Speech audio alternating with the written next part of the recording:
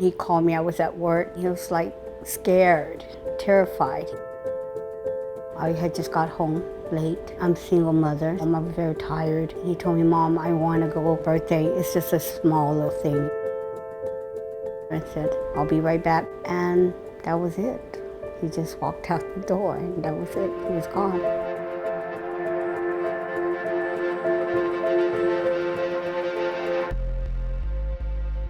You're listening to True Crime Arizona, the podcast.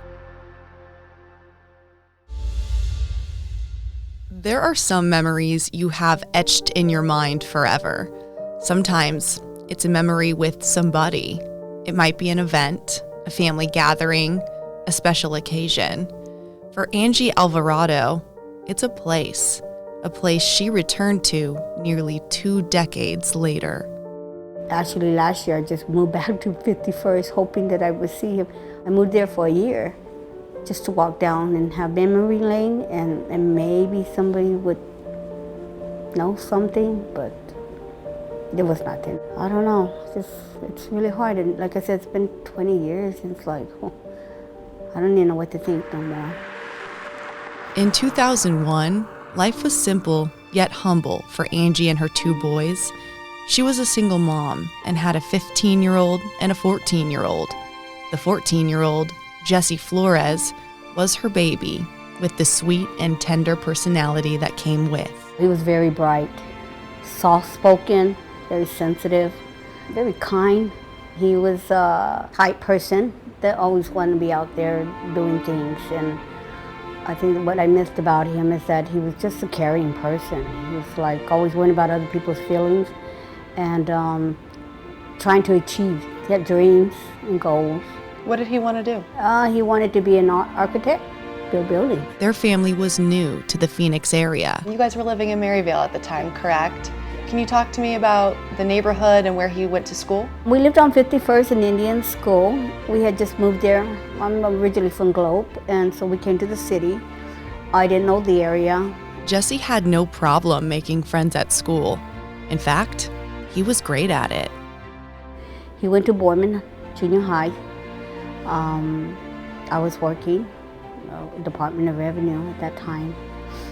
And so everything seems to be beautiful and relaxed. The hot Phoenix summer came and went, and the beginning of fall meant exciting change for Jesse, a big life transition. Did Jesse seem happy?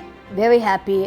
They were just started school. It was in September, so it was a fresh start. And remember buying all the supplies, the school supplies, and getting it ready. He was excited because he was going to high school, and he was ready. It wasn't just the place that's etched in Angie's mind, the place she last saw her son, but it's also what happened just 3 days before he went missing. Her world didn't just change, everyone's did. September 11th, 2001.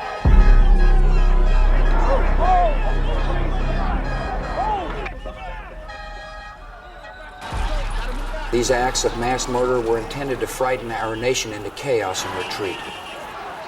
But they have failed. Our country is strong. The 9/11 terrorism attacks happened. Do you remember Jesse's response to that? Do you remember how you talked to your boys about that and the kind of the trauma that kids were watching unfold that day? Yes, I remember when he called me. I was at work that morning. He was like scared, terrified. He said, "Did you see what happened? Is that real on the TV? Is that really actually happening?" I had heard through the intercom, and they were afraid of the building there. And so I was like, yeah, it did happen. And he was really scared of that. And one thing about him was very scared of things. And so that kind of spooked him quite a bit. And I had to calm his fear and say, we're going to be okay. The pain 9/11 caused everyone was immeasurable. But to an impressionable 14-year-old boy, it was terrifying. Because his mom worked for the Department of Revenue at the time, their building was evacuated. That caused even more fear for Jesse, fear that something could happen to his mom. It was a heavy time. A few days later, finally, something that could make Jesse smile. Something fun. A birthday party. It was September 14th. Angie remembers the conversation. Nothing was out of the ordinary. I had just got home late. I'm a single mother, so I had just gotten home. I was very tired. And he said, he came and he told me, and it was 6 o'clock in the evening. He told me, Mom, I want to go to a friend that has a birthday. It's just a small little thing. It wasn't no big gathering. And I said, okay, don't forget, you go to school Friday. It's a half a day. Pet talk, like all my kids, I do. And he said, oh, I'll be back. And he went out and talked to the other brother and said, I'll be right back too. And that was it. He just walked out the door and that was it. He was gone. Friday morning, Jesse wasn't home. Angie was worried, but didn't want to panic too soon. Morning turned to night. Still no word from Jesse. That was very odd and unsettling. Then the weekend came. Nothing. He was officially a missing child. Monday, Angie called the school. Jesse hadn't shown up. There was no worse feeling for a mother. Where was her son? She knew he had left the house on foot. The party he was going to was only about a mile away. We lived on Indian School. He had to walk through in Canton because that's where he knew a lot of schoolmates, and so I knew it was walking distance. He always asked me for my Walkman. Every time, at that time we had Walkmans, and he wanted that, and I knew that was walking distance to keep him busy. Did anybody see him at all after he left the house? Are there any sightings of him after he walked out the front door? No. Still relatively new to the area, Angie didn't know the history Maryvale had.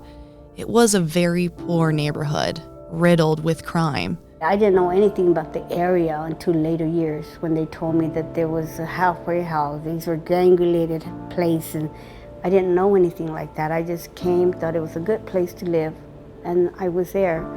And then later on I found out there was a lot of gangs there. In 2001, there weren't surveillance cameras and doorbell cameras everywhere.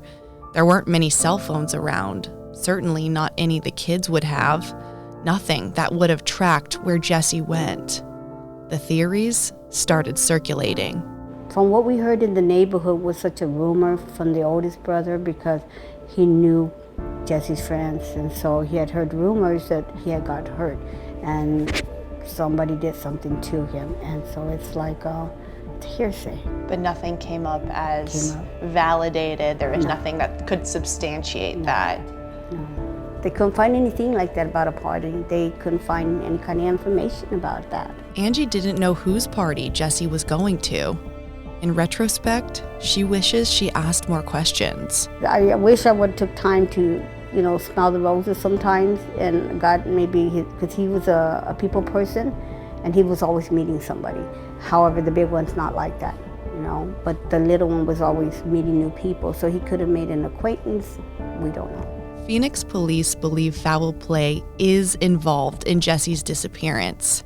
They also believe there were witnesses who saw something that evening or night that could help piece together what happened to Jesse. Hopefully somebody will have the courage to speak on anything on him, any kind of information, because I know the neighborhood is a very tight-knit neighborhood, and I know that we've always known that somebody knows something. Do you have a feeling as to what happened to your son, or an idea of what you maybe think played a part in his disappearance? Yeah, I as much as I don't want to admit it, I just feel like something happened. At the party? Yeah, something happened.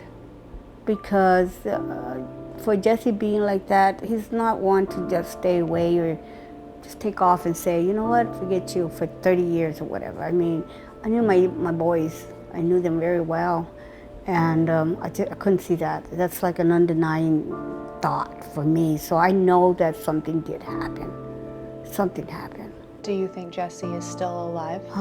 That's the hard question. As every year goes by, that I think I still have hope, like everyone say, to have hope and believe. I do that. But it's just that every year that goes by and without nothing, I think that's when I start to think about, he could be gone. She never expected that at the time, she as a 42-year-old mother would now be sitting with me 2 decades later at 62 years old, still pleading for answers about what happened to her son. Jesse would now be 34 years old, but to his mom, he's still a boy, a teenager. The gaping hole his disappearance has left affected their entire family and still casts a shadow over so much. How do you deal with the emotions of not only losing your son, but not knowing what happened? That's the difference. It's indescribable, that kind of feeling. It's just come holidays and family gathering as I get older. How did it affect your whole family? My other son, he had a lot of problems. Very paranoid. Always think they're going to come after him, or not very trustworthy in a lot. He was upset that the authorities were not doing as much as they should have. So he took it a little bit harder. They spent most of the time more than I did. I worked, they were there all the time together. So I kind of felt like had to go to therapy, had to go to counseling, you name it, had to do the whole thing, and he still struggles with it. For him, he doesn't like talking about it. God, just give me an answer. I'll take anything now. When I was younger, I just want to look for him. Now that I'm older, I just want an answer. When cases go cold like this for so many years, even the smallest developments can trigger a feeling of hope. That's where Angie is at right now. And while it can bring joy, simultaneously, there's hesitation and even some fear.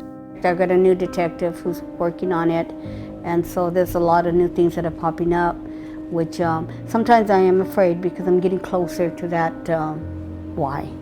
And I get a little nervous because I'm wondering, am I able to handle the truth now? When I was younger, I was waiting for the truth. Now as I get older, am I able to handle the truth? And so by the broadcasting and with the new detective, that gives me a lot of hope come back up again. So is it anything you can share? Well, right now they're just talking to people, like I said, his age now, schoolmates, and so they're talking to them and questioning them kind of individually and checking on that. So that's a good thing because we couldn't do it. Nobody would talk. So they're able to get hold of them and look at their profiles and see what they've been up to, doing that deep search, and so that's a good thing. So I am thankful for that. He's doing that. Police absolutely need somebody to come forward with new information. This is a case that's relying on somebody's conscience to nudge them to go to police with what they know. Any information at all could lead to closure for this family. In the meantime, they wait and they pray. My faith, this keeps me strong. I think without faith and believing that all things are possible. I have another grandson that looks like Jesse. And when I look at him, he has a job, he's real independent. He's just a little remarkable grandson. And every time I look at him, I see him, what he would be like. So that gives me like a glimpse what I'm missing. And so when I look at him, he's just amazing. So I get to see Jesse in him through the bloodline. And that makes me feel good because I'm like, I really never lost Jesse. He's still here. I may not see him, in his form, but I see him through my other grandson. It wakes up this whole box of emotion when I have to talk about him. It's like, God, if I just knew. If I just had an answer, I'd be happy with it. But I don't have one.